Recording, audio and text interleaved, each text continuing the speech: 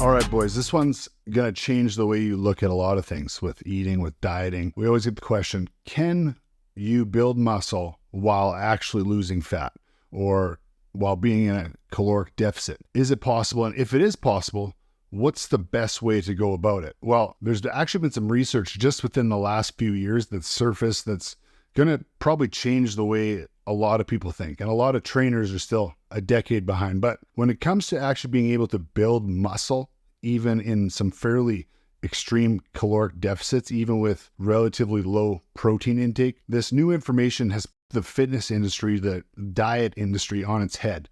Because obviously nobody wants to lose all of their muscle in an attempt to cut or get lean.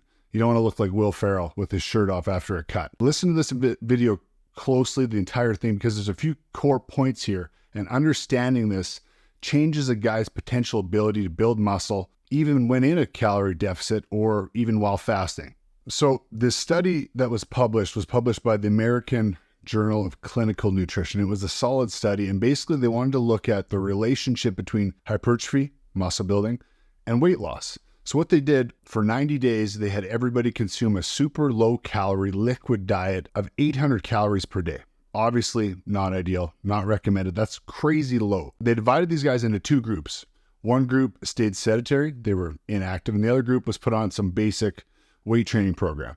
And they took muscle biopsies at the beginning, the middle, and then again after they finished the 90 days. And they found both groups lost a lot of weight on average, which was no surprise. They lost about 35 pounds on average. So they lost a lot of weight. But really matters most was how much fat they lost on average and how much precious muscle to fat, the ratio, was lost between the different groups. Well, when they did the muscle biopsies, they did a cross-sectional area of type 1, type 2 style muscle, which is the slow twitch and the fast twitch muscle.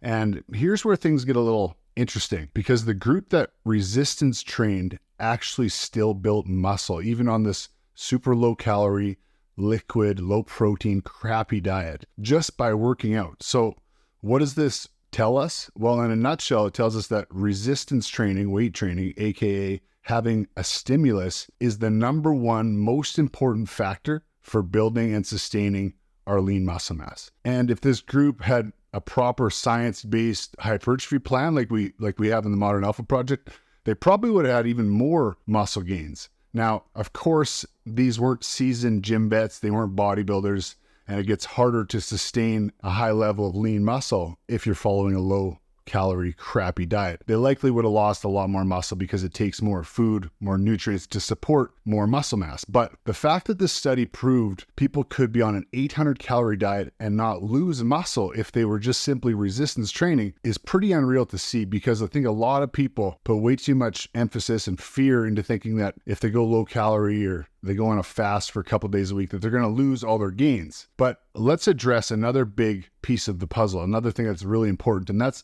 protein intake. So with protein, there's a different study published in the American Journal of Clinical Nutrition, and it had subjects on a 40% caloric deficit, which is a very aggressive deficit. So they had one group consume 1.2 grams of protein per kilogram of body weight. That's the low protein group. And that is about the ratio your average person eats in North America for protein. And the other group was the high protein group. They consumed 2.4 grams of protein per kilogram of body weight, but their calories were identical. So they ate the same amount of calories exactly, just coming from different macros, different foods. This is the most important thing to point out. And the result, the high protein group actually still built muscle, even in a 40% calorie deficit.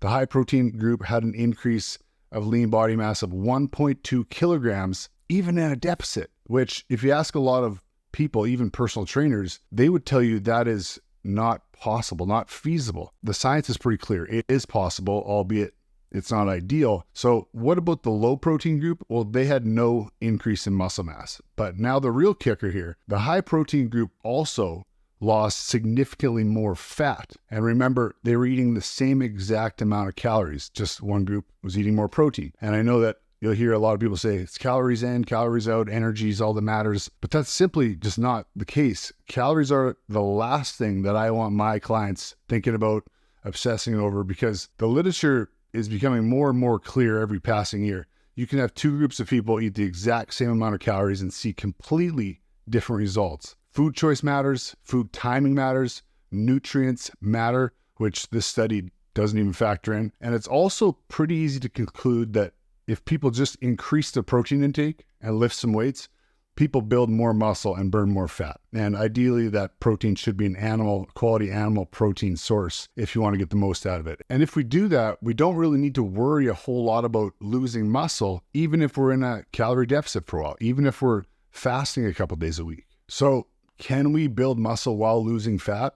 Well, this study group was in a massive 40% deficit and they still built muscle. So without a doubt, yes, you can. So if you're looking to lose a pile of fat, yes, of course, you're going to want to be in a caloric deficit most days. Probably not all days, because that's just going to tank your metabolism. But more importantly, make sure you're keeping your protein intake higher than you would if you had excess calories. That's really the ticket, and that's really the key takeaway here. Keep protein, keep amino acids steady throughout your day. You don't need to eat 5, 6, 7 meals a day like the old school bodybuilding diets would have told you to do. You don't need to be snacking all day either. Snacking is a food corporation marketing tactic. Like we do in the stack diet, you can simply eat 3 times a day, but you can't just have one meal that's all carbs and one meal that's all protein. People get this mixed up all the time. People are eating these snacks that are 90% carbs, fat, with no significant amount of usable protein. And that's where you run into problems, because you need that protein steady throughout the day. And it doesn't matter what your eating intervals are. They can be 2 hours, 4 hours, 6 hours between meals. What matters is those meals all have enough protein in them. That's really what's critical. And if you want to find out how much protein you can eat at once, the old school ideas about that have also been busted. And I made a full video about that. Make sure you guys watch that. It's a game changer, and it's why the stack diet is designed the way that it is and why it's so much simpler and easier to follow than your traditional diet.